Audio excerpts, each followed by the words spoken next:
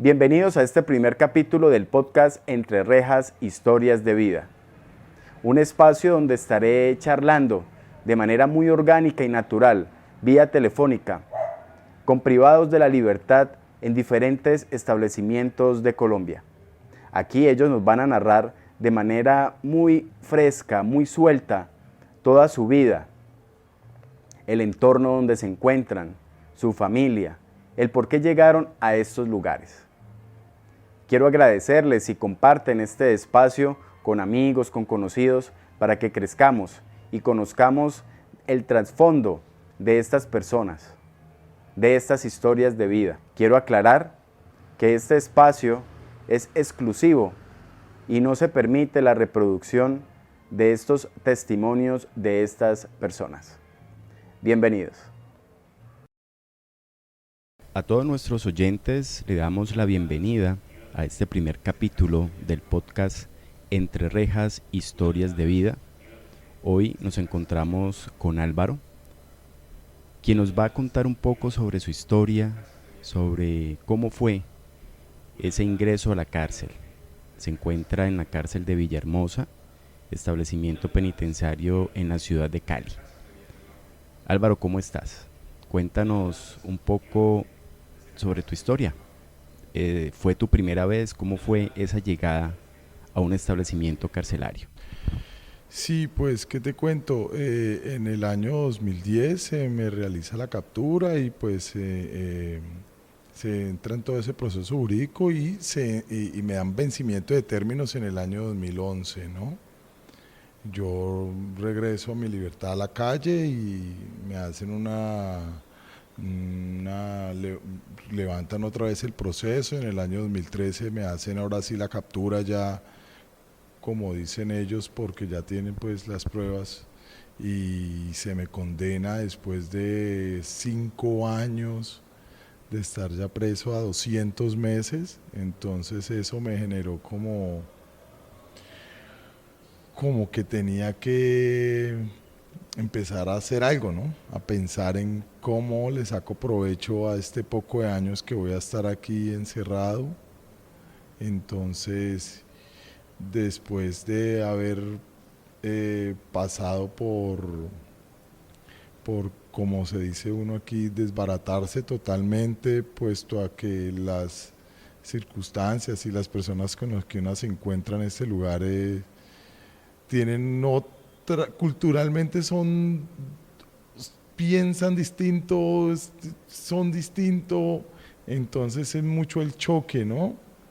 Porque yo estaba estudiando en la calle Derecho y me capturan por un hurto con una compañera, y luego se abre esa investigación de un acceso que me hacen unos patrones donde yo trabajaba, y eso fue muy traumático, puesto que los primeros años yo arrastraba con el estigma del delito.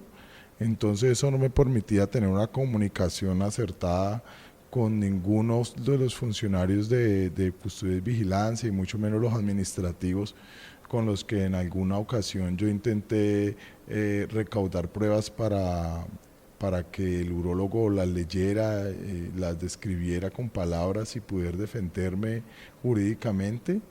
Y eso no se dio, se dilató hasta que pasaron unos años y pues finalmente me condenaron, como te digo. Entonces eso me hizo evolucionar, digamos, en el sentido de aprendí a ver las cosas con otro punto de vista. Ya después de haberme generado algo de conciencia que tenía que estar, que tenía que pagar eso y que tenía que pasar el tiempo, empieza toda esa evolución primero se me pegó toda la jerga de la cárcel, adquirí un poco de costumbres que nada que ver, como el dicho ese que dice que a donde fueras haz lo que vieras. Precisamente empecé a adaptarme, ¿no? Basándome en que la especie que no se adapta está destinada a la extinción. Entonces me dije a mí mismo, no te puedes dejar por esta situación que es momentánea. Efectivamente, empecé a escalar en las jerarquías que existen dentro de los establecimientos, ya que este establecimiento lleva un sistema, es una cárcel de mediana seguridad en donde meten 500 o 1000 hombres a convivir juntos, entonces es evidente que unos líderes tienden a resaltar por encima de otros y bien sea si el líder es positivo o si sea negativo, si sus prácticas son poco dignas, la persona escala. Entonces empecé a adquirir ese vocablo, a esas prácticas y empecé como quien dice a escalar hasta que me hice como quien dice el líder. Yo soy de la comunidad LGTBI, como quien dice el líder de la comunidad, y empecé a ver ese atropello que tenían por parte de dragoneantes, por parte de funcionarios, por parte del abogado, por parte de los mismos internos. Entonces empieza esa búsqueda interna de no dejar que atropellen a las personas y mucho menos dejar que me atropellen a mí. Entonces empecé a hacer cursos de derechos humanos, empecé a mirar, a hacer visible la comunidad y empezamos a obtener beneficios porque empezaron a venir a hacer charlas de sensibilización a la guardia, ya nos hicieron más visibles, ya nosotros obtuvimos un espacio y a nivel personal ya empecé yo a mirar, bueno, ya tengo como la tranquilidad en el espacio y me falta un poco de años por pagar, ¿qué hago? Entonces empecé a ahorrar y me compré quizás una cadena y un día un problema, esa cadena me la arrancaron y se la tragó un fulano y pues mierda, o sea, tampoco puede ser un proyecto el ahorrar, ¿no? Entonces más bien me puse como a pensar en cómo cultivo mi educación. Efectivamente empecé a estudiar, el universo conspiró y todo se dio y empecé a estudiar en la Universidad Abierta de Distancia. Ya estoy ya estoy en 8º semestre, sé que me falta tiempo para salir de este lugar, pero eso ha sido una palanca muy grande para mi estado emocional, para mi familia, para mí, para las personas que me observan. Ellos dicen que sí se puede y ellos también intentan hacer lo mismo, solo que es un poco de cosas la que juegan cuando uno quiere hacer un proyecto, porque por más que tú quieras solo aquí no puedes.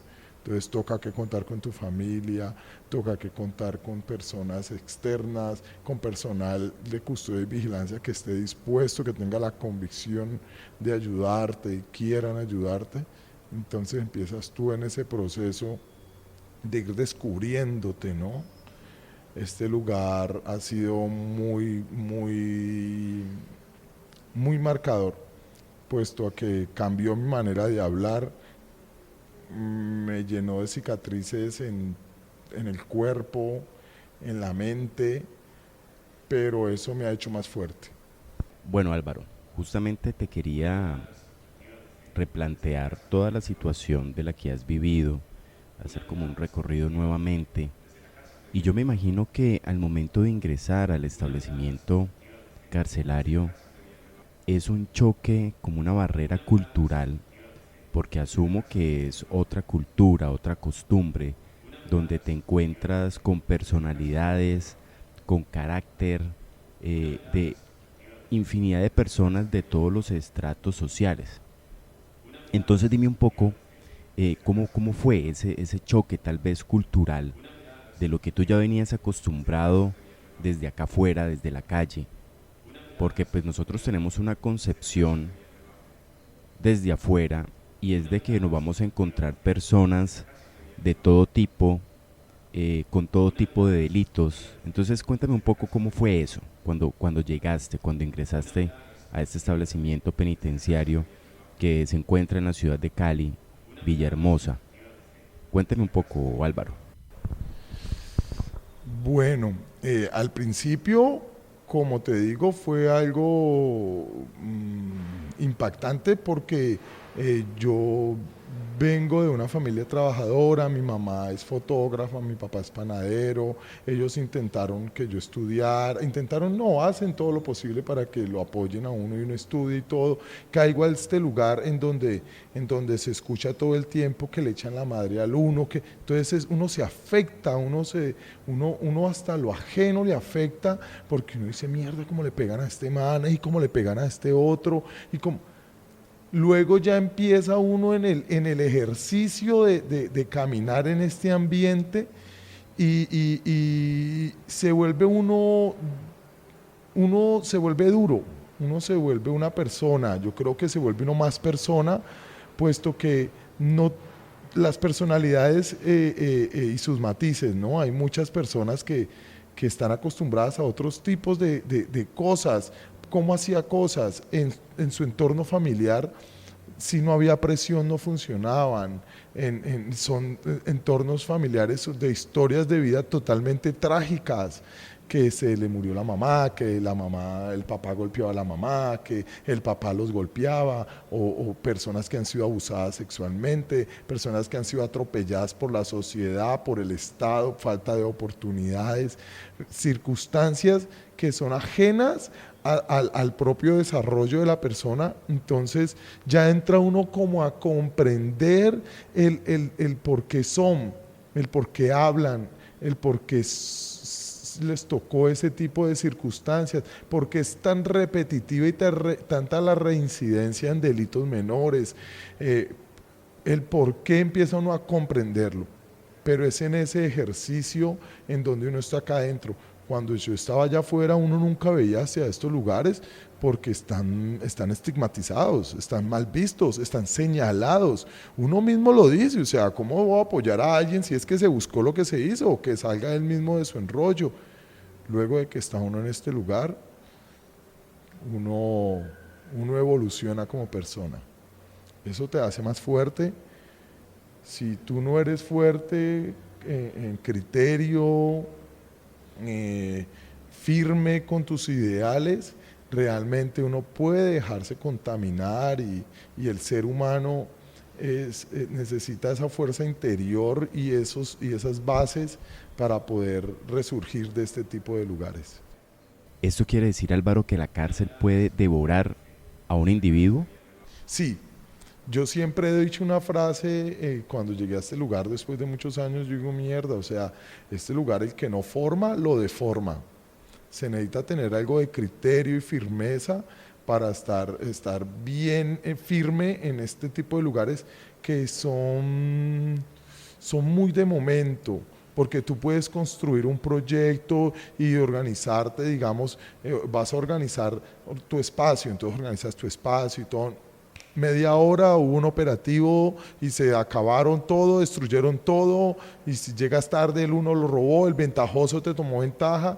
Entonces es necesario tener firme por dentro, porque las cosas de afuera, como en la calle uno vivía, se deja uno llevar por esos distractores de la calle, porque hay muchas fachadas, porque te puedes echar loción y la gente cree que estás en un estatus donde... Aquí en la cárcel los hombres quedan expuestos, el verdadero hombre queda expuesto, sin disfraces, sin lociones, sin nada material. Estás vos y tus principios.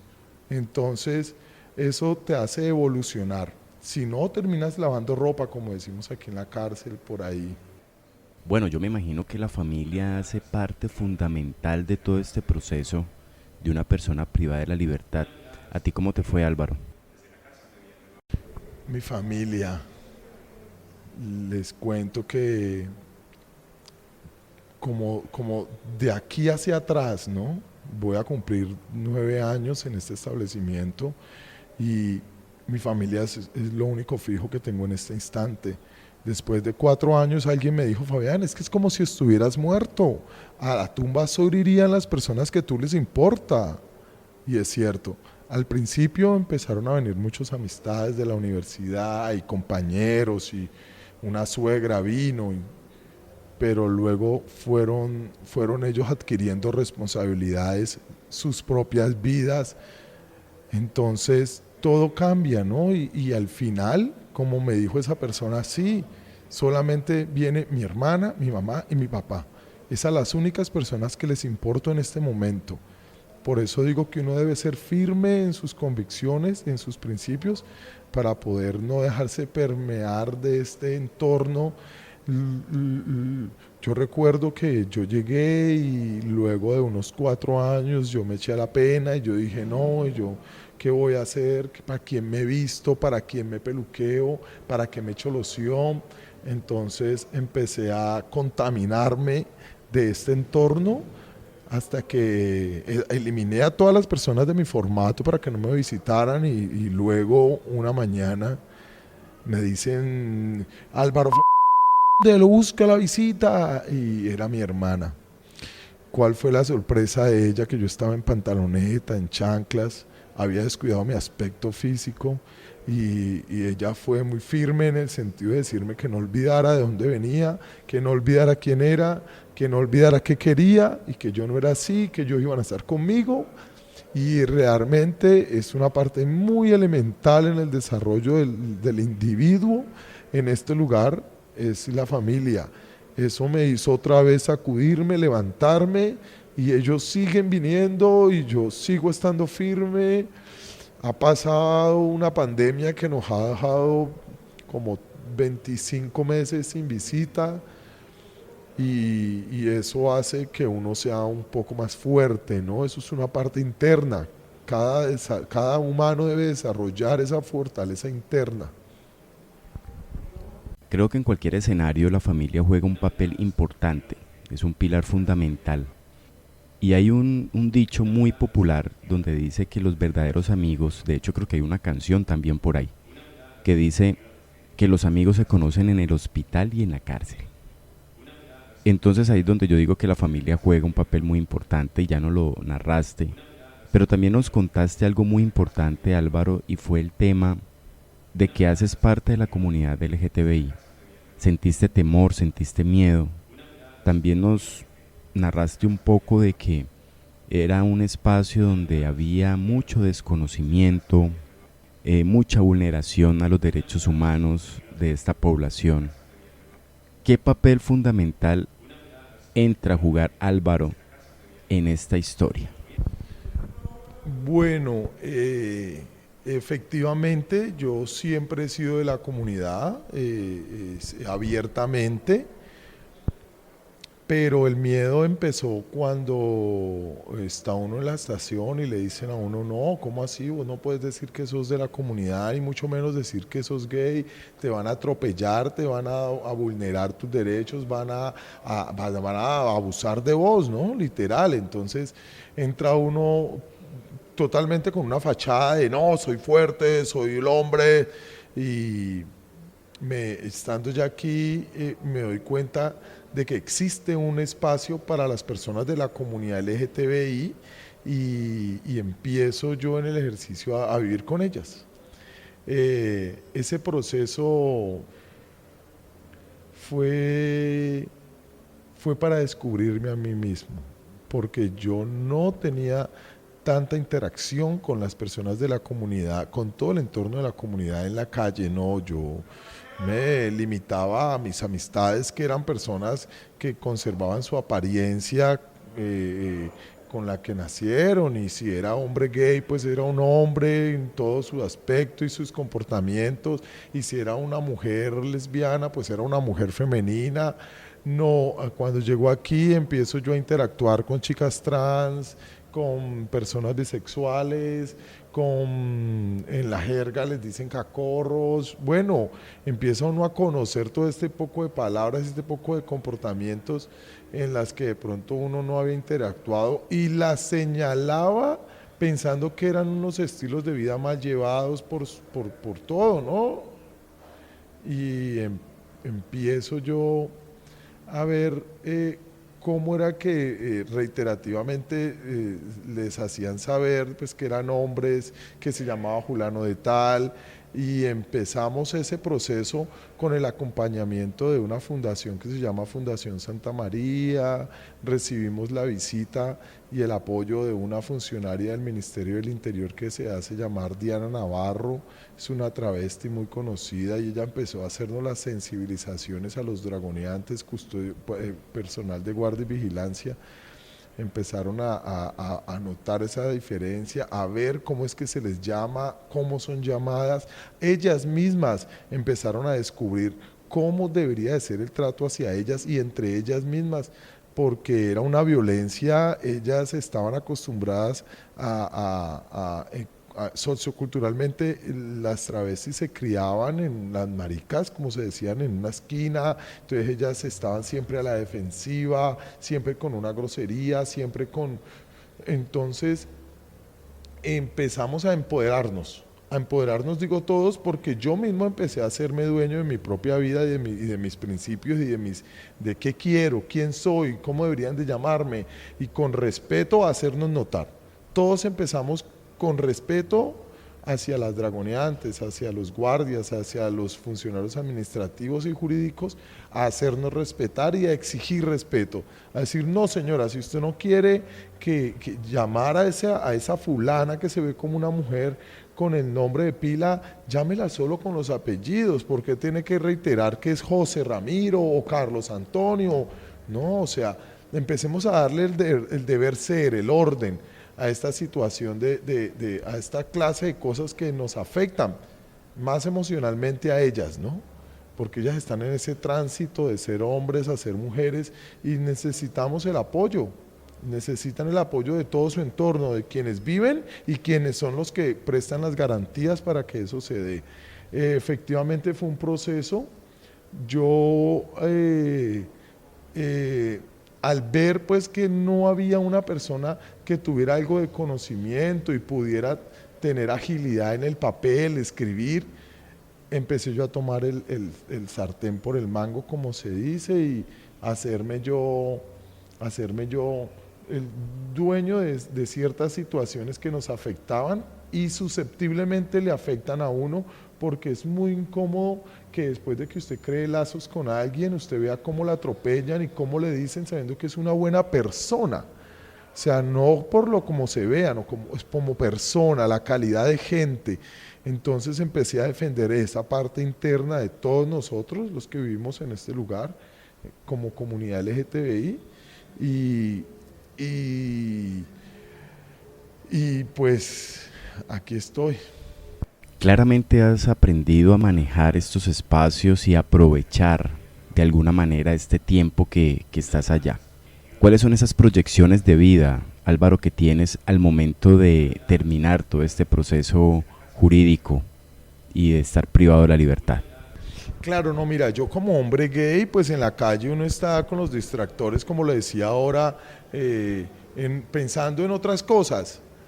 Cuando llego a este lugar en donde uno tiene todo el tiempo para tranquilizarse, para desintoxicarse, empiezo yo a decir, bueno, empiezo yo a mirar historias de vida y yo, bueno, yo necesito a alguien a quien querer, necesito a alguien a quien ofrecerle mis cosas, por quién voy a trabajar, quién me va a limitar. Entonces yo dije, no, o sea, algo propio deben ser los hijos, algo que lo ayude a trascender. Efectivamente yo necesito tener una familia, no enamorarme de una mujer porque sentimentalmente no me hallo con una mujer. A mí me gustan los hombres y yo me voy a conseguir un esposo con el cual voy a vamos a construir una familia, y para ir en ese proceso lo primero que voy a hacer es tener mis hijos. Tendré cómo comunicarme con una mujer y ella también tendrá sus ideales. Quizás el universo es muy hermoso, yo sé que yo lo voy a conseguir. Igual desde aquí, como te dije, empecé a estudiar hace 4 años, estoy en 8º semestre de administración de empresas. El proyecto que tengo es montar una cafetería en la calle, un lugar donde se pueda vender productos a distintas cafeterías y ofrecer obviamente empleo. Entre esas cosas de mi proyecto de vida, meto a mi familia, quiero crear mi propia familia, Y estoy en eso, evolucionando, pensando en eso. Y en verdad te felicito por toda esa proyección que tienes. Has sido una persona muy centrada desde que te encontrabas en libertad, porque pues me dices que estudiabas Derecho e iniciaste un proceso en la UNAP estando privado de la libertad. Supongo yo que debe haber algún tipo de convenio con el IMPEC y que la parte económica también juega un papel muy importante allí, porque tal vez no todos tienen esa misma posibilidad de ingresar a una universidad, pero más que eso es tener la convicción de tener una autosuperación sin importar las circunstancias. Y creo yo que hace parte de tu proyecto de vida el estudiar, el superarte. Y como te lo decía ahorita, el factor económico juega un papel muy importante en todo este proceso. Sí, mira, fue muy importante el apoyo familiar, es la base. Qué pena decirlo así, pero es la base. En el establecimiento a usted le brindan capacitaciones y todo, pero son momentáneas, son quizás cursos que no tienen trascendencia. Yo empecé a hacer comunicaciones con la Universidad Nacional Abierta de Distancia, Universidad UNAD, con ese propósito, con el propósito de empezar a hacer una carrera universitaria, profesional, porque quería trascender, porque quiero visualizarme, quiero crear empresa para ofrecer empleo. Eso es algo que quizás no había descubierto porque lo veía desde un ángulo pequeño, o sea, lo veía como que sí, parezco ser un líder, tengo actitudes. No, yo soy un líder, yo empecé a enfocarme en eso, empecé a ver historias de vida y a ver y a evidenciar personas que en este lugar salen, tienen proyectos, tienen una vida, por lo menos tú eres una persona que inspira a otras y yo quiero ser eso, yo soy eso, en este momento estoy en formación. El apoyo económico es indispensable. Hace 2 semestres, gracias al promedio de calificaciones que he logrado obtener gracias a mi dedicación, el Instituto IMPEC me ha becado, entonces ya ha sido 2 semestres en los que no he tenido que estar pagando eso que es tan incómodo, usted llamar a su familia solamente para que ellos hayan reunido el 1.500.000 que se necesita para poder estudiar. Entonces eso es un aliciente a ellos, porque como te he dicho, han pasado ya 9 años y mis padres ya no están jóvenes, ellos necesitan quien los cuide, necesitan quien vele por ellos, están cansados, están como aferrados a Cali, porque no, quien te lleva, quien te cuida, entonces no han querido avanzar. Uno está pagando esos 2 canazos porque pues uno paga el de uno y la familia con el de uno. Es necesario salir a retribuirle esa clase de cosas, así no sea, así haya un terremoto ahorita más tarde. Estoy enfocado y se lo digo a la gente, es necesario que cuando las cosas se den nos encuentren trabajando, nos encuentren yendo hacia un lugar, trabajando hacia algo, educándonos, instruyéndonos. Me parece que esa es la mejor manera de llevar la vida. Ya nos mencionaste de que estás estudiando administración de empresa y justamente es eso, ¿no, Álvaro? Para crear empresa. Sí, exactamente para eso. No quiero salir a trabajarle a nadie, quiero es crear, estoy aprovechando, digámoslo así, el espacio y el tiempo que tengo en un área en donde me han abierto las puertas al interior del establecimiento que se llama Educativas, y es un lugar en donde te dan las herramientas, hay computador, te dan herramientas como que está la biblioteca, hay textos, hay unos compañeros PPLs que también tienen conocimientos profesionales, entonces ellos te ayudan, te dan el impulso. Eso interiormente a mí, eso me dice, si se puede, si dale, proyéctate, así salga a montar un negocio en una esquina. Yo necesito terminar mi formación porque quiero proyectarme a alto, quiero hacerlo y estoy en el ejercicio, estoy haciendo eso. En la calle se habla mucho sobre el tema de que si hay o no oportunidades o espacios dentro de un establecimiento penitenciario para que las personas se resocialicen. ¿Existen esos espacios, Álvaro? Y si existen, entonces está en la condición del ser humano si aprovecha esas oportunidades. Pues mira, yo creo que está en juego todo. Realmente todo se te da si tú trabajas para eso. Quizás la comunicación que yo siempre he tenido con el personal de guardia y de custodia y los administrativos ha sido muy asertivo. Yo soy una persona que llama las cosas por su nombre y efectivamente está uno como PPL, como un interno y hay muchos problemas al interior, hay muchas cosas, pero uno debe de saber enfocarse. Entonces, ¿a qué me refiero? A que uno debe saber transmitir el mensaje a distintas clases de personas. Efectivamente, yo sé hablar con ratas, como decimos acá adentro, pero también sé hablar muy bien con personas administrativas.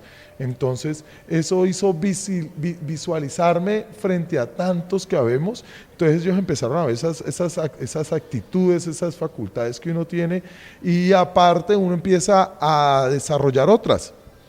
A desarrollar el análisis que uno debe tener, la pericia, la malicia. Empieza uno a ver que muchas de las personas que se ven duras, que son grandes, que no, son quizás personas que tienen muchos vacíos, esos abusadores, esos ventajosos, son personas que realmente no tienen familia, son personas con vacíos, con faltantes en sus principios, en educación. Entonces empieza uno a analizar ese tipo de comportamientos violentos, de comportamientos agresivos, y uno no lo justifica, uno dice no, es porque faltó esto, es porque pasa esto, y eso lo hace uno más humano. ¿Eso quiere decir que de alguna manera quien vive este proceso se puede humanizar? ¿Se puede tocar esas fibras? Sí, esto nos humaniza. Yo he visto personas que ingresan a este lugar, he tenido la oportunidad de estar en una oficina y ahí quizás uno atiende, de primera mano observa a las personas que son universitarias en la calle, que vienen a hacer sus pasantías aquí, y uno mira a esas personas de primerazo cómo se les impacta este lugar que es tan lleno de energías, ¿no? De muchas clases de energías, y a lo último ellos empiezan a familiarizarse en el habla, en la jerga, en decir, claro, por eso es que esta gente... Hay que saber direccionar el mensaje porque hay distintas maneras de hacer llegar el mensaje. Hay personas, lastimosamente hay personas en el mundo que necesitan cierta presión para poder dar resultados. Si usted no les ejerce nada de presión, esas personas se dejan que el universo pase por encima de ellos, que las demás personas las atropellen, abusen de ellas. No. Ellos necesitan coger el toro por los cuernos, hacerse dueños de su propia vida y mirar si es que ellos son los protagonistas de su propia vida o simplemente ven los triunfos de otros y los hacen propios. Aquí el ser humano realmente resurge. Aquí el ser humano realmente se vuelve ser humano o se vuelve un abusador. Entonces ahí volvemos otra vez a lo que decía lo de los líderes. Hay líderes positivos y hay líderes negativos en el interior de los establecimientos. Ambos se necesitan para el control de personal con conflicto, porque son personas con conflicto. Y pues en lo personal soy más fuerte en todo el sentido de la palabra, estoy más claro en mis proyectos, estoy más firme con mi vida y con mis ideales, y pues solamente nos queda decir que esperamos que el tiempo pase, nos encontraremos en algunas circunstancias de la vida, del mundo, y Dios quiera que hayamos realizado nuestros sueños, y si no, pues estamos en el ejercicio, moriremos en el intento, que es lo máximo que se puede perder. Álvaro, muchas gracias por compartir con nosotros tu experiencia en este podcast Entre Rejas, Historias de Vida. Muchas gracias y para adelante, como siempre. Es con muchísimo gusto y los invito a que sueñen, a que se formen algo. La vida no está dada, la vida no está escrita, la vida no está... Es lo que podamos escribir, es lo que hagamos nosotros mismos. En este instante podemos morirnos y lo que hicimos solamente un poquito.